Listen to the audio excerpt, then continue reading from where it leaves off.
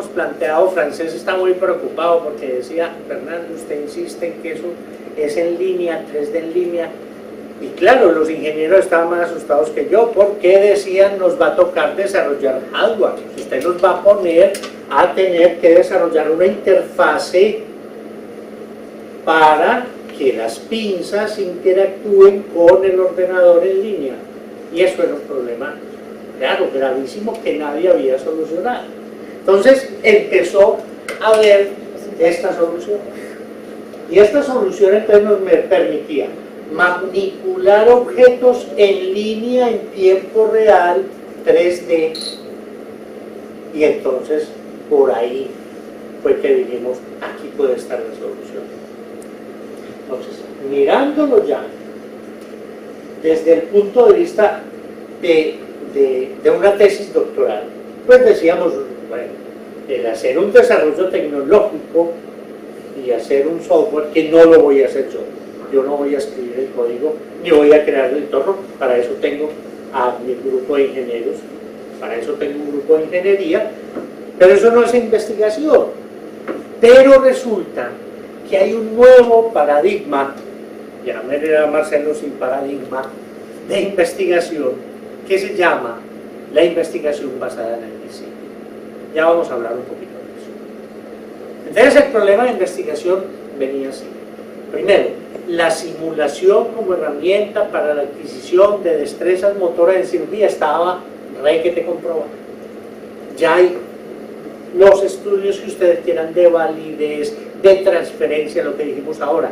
Eso que yo aprendí a hacer en el simulador, ¿es válido cuando esos movimientos se replican en el quirófano? Sí. ¿Son herramientas? Sí. ¿Existen programas ya estructurados con un currículo? Sí. Todo eso está inventado. O sea, atrás tenemos todo ese marco que nos dirá, hombre, lo que está haciendo puede ser válido. Porque no hay que inventarse la métrica, ni las medidas de validez, ni de fiabilidad. No, eso ya está comprobado. Pero lo que sí tenemos que hacer es entonces desarrollar y evaluar ese nuevo entorno virtual en línea utilizando este pequeño gráfico para saber si esa adquisición de las destrezas motoras es válido en este nuevo entorno. Eso es lo que queremos. Entonces, veamos qué es lo que tenemos nosotros. Entonces, ya veamos, ahora pueden venir a que juguemos todos con el entorno. ¿Qué pasa? Yo tengo ese entorno tridimensional. Y con el Leap Motion que ocurre, miren que yo estoy con mi dedo, desde acá, manipulando un objeto. De pronto, bueno, ahí está. Entonces miren que yo puedo traer el entorno y si yo soy capaz de desarrollar una métrica suficientemente fina y exacta, estos son prototipos, yo puedo llegar a enseñar, a permitir el aprendizaje de destrezas motoras muy finas manipulando los objetos desde. Entonces yo puedo llegar a desarrollar un dispositivo que mida y sea capaz de medir la exactitud, el tiempo, el número de intentos fallidos para lograr un movimiento tal. Existen unos ejercicios ya inventados que están diseñados para aprender las destrezas de manejo de las pinzas. Entonces, ¿a dónde hay que llegar? Hay que llegar a esto. Hay que llegar, apenas estamos comenzando, a esto, a desarrollar nuestro propio entorno virtual que simule además la pinza. Esto apenas está en la primera prototipo de versión, o sea, esto se va a mover, se ve horrible, pero es el comienzo, es el comienzo. Ahora, pensamos también que, miren, mejor aquí, miren y verán que mi dedo puede simular la pinza, y aquí estamos pues intentando crear algo parecido al mango de la pinza, todavía es un cuadrado, todavía no tenemos el mango, pero hay que llegar a esto, a que esta pinza pueda trabajar aquí, probablemente yo tenga que desarrollar dos soportes aquí muy sencillos para que se sienta, ¿cierto? Tener la sensación de que estoy apoyando sobre, digamos, esto que está dentro del paciente. Pero eso no necesita eso, pues es simplemente un dispositivo material que no tiene que tener nada de tecnología. Pero la idea es entonces empezar a crear los diferentes ejercicios que hay que hacer. Entonces, por ejemplo, transferir uno de estos anillitos de acá a la otra. Entonces, eso desarrolla una métrica. ¿Cuánto tiempo llevó el cirujano? Eso ya está descrito. ¿Cuál fue la exactitud del movimiento? ¿Cuánto se demoró para traspasar el anillito de la A a la B, o el anillito de color rojo al palito rojo, etcétera, etcétera? Esos ejercicios ya están inventados y han mostrado que sí sirven para aprender las destrezas motores. Lo que cambia es cuándo puedo aprender. Si yo entre dos cirugías tengo 40 minutos, mientras que el otro paciente está listo, la anestesia, yo puedo perfectamente entrar a practicar. ¿Y a dónde iría esto? A lo que estábamos hablando con Iván. Actualmente se está utilizando la realidad aumentada en cirugía como entrenamiento previo del cirujano del acto quirúrgico, pero no como un acto quirúrgico cualquiera, sino como un acto quirúrgico individualizado. En cirugía hepática, que es una cirugía muy compleja, donde la anatomía cambia en cada persona, se hace primero una resonancia magnética y un estudio vascular del hígado del paciente con anterioridad.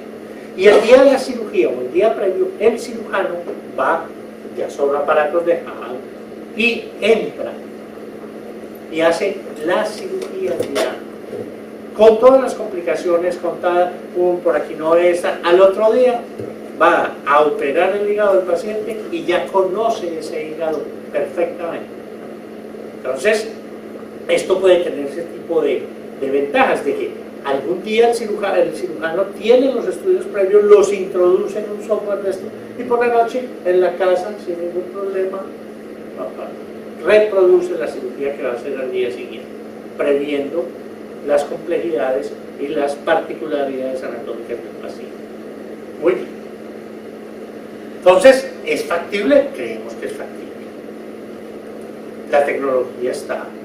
Este es el curso que ha desarrollado y está validado por todos los estudios que quieran. El Colegio Americano de Cirujanos, este FLS, es un curso obligatorio que tienen que hacer todos los residentes y los cirujanos que vayan a aprender la laparoscopia, y tienen los ejercicios de transferencia, de corte y de enudamiento. Probablemente nosotros, como es un proceso de ir haciendo y de ir aprendiendo a medida que se crean los objetos en la investigación basada en el diseño, pues vamos mirando qué métrica vamos adoptando a medida que vayamos progresando.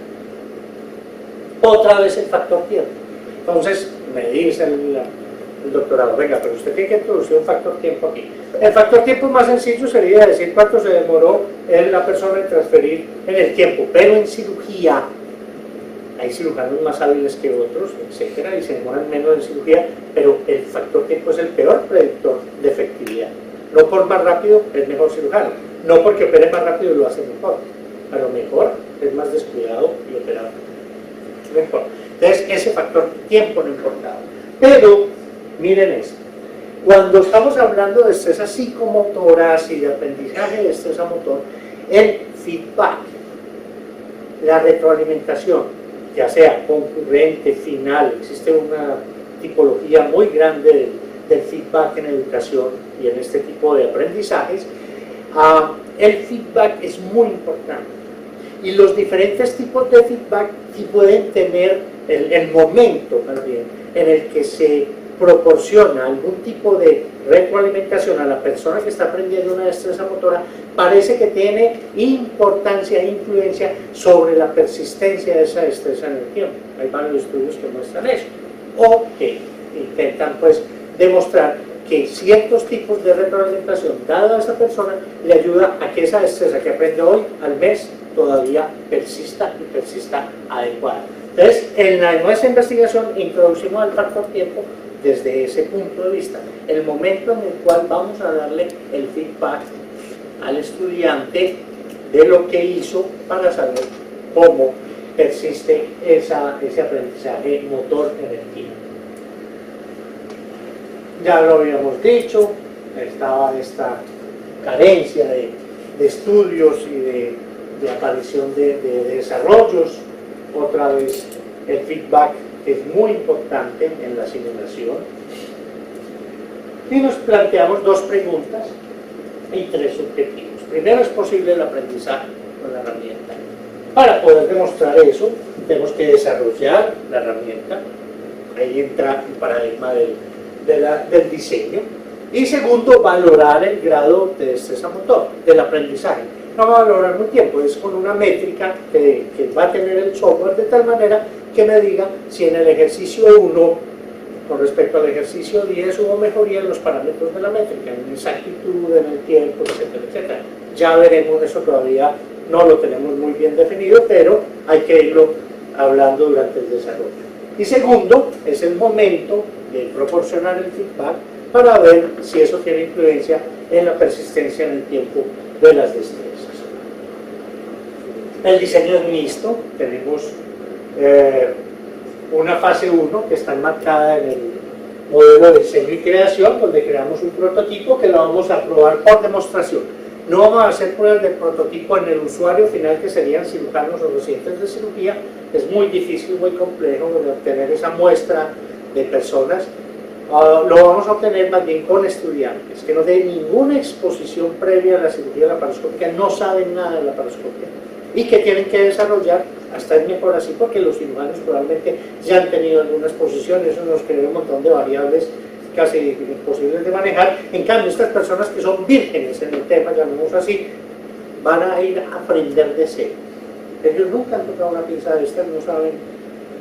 Entonces, esa muestra de población yo creo que es ideal, y eso se llama una prueba por demostración, porque no es una prueba con el usuario final, sino con un entorno más controlado, que serían los estudiantes. Habrá unas encuestas a los estudiantes sobre cómo les va, y unas entrevistas necesariamente tenemos que hacer, valorarla.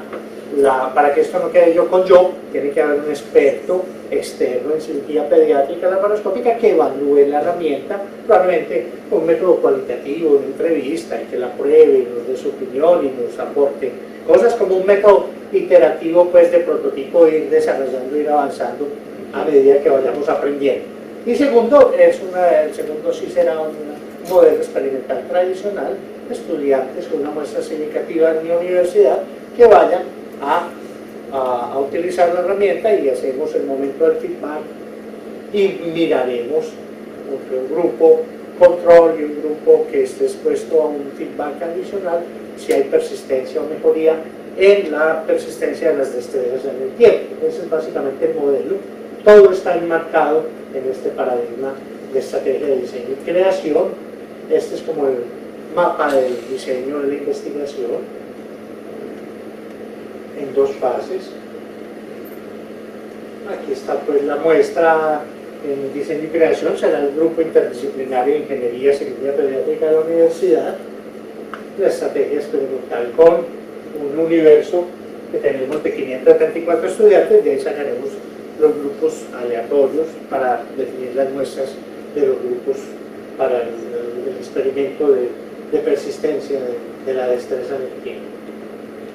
Técnicas de instrumentos, haremos entrevistas, cuestionarios y observación métrica del desempeño motor, básicamente dada en una primera fase por la métrica que nos dé la herramienta, que diga, hacemos los 5 segundos, tantos movimientos son errados, etcétera, etcétera. Y seguramente habrá un experto, ya definiremos si soy yo un experto externo, más fácil que sea yo, porque los tengo ahí a los estudiantes y los puedo retroalimentar en el momento de hacer el ejercicio. Esa es una fase que estamos explorando.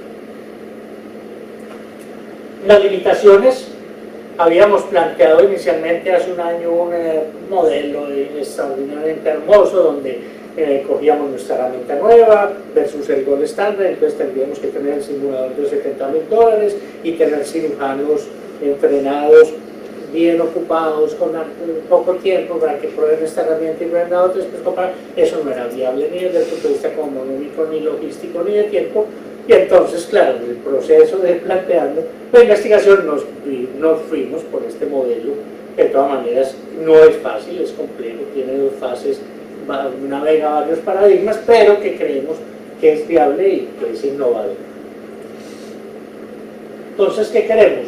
Desarrollar un aplicativo, que se llama una extension, así lo llaman en el paradigma de desarrollo, utilizar la métrica, hacer valoraciones subjetivas y objetivas del todo, y finalmente conocer pues, la correlación entre el momento del feedback, y eso es lo que queremos. Ahora, ¿qué es lo más importante? Ya lo dijo Iván, que no dependa. A ver, busquemos formas de simular sin depender de hardware y software de altísimo costo, y que además que depende solamente de una estructura adicional, que es tener un instituto de formación, una universidad que tenga recursos para comprar y para sostener eso. No, a ver si estas nuevas herramientas de simulación en línea permiten que uno pueda aprender en cualquier momento, al ritmo que uno quiera, en cualquier momento y en cualquier lugar, y aportar, si se puede, un nuevo conocimiento sobre la relación entre el feedback terminal y la persistencia de las competencias motoras en cirugía de impacción. Eso es básicamente lo que les quería presentar. Si tienen alguna duda, bien. Muchas gracias, Fernando. El resultado de aquí 3 años.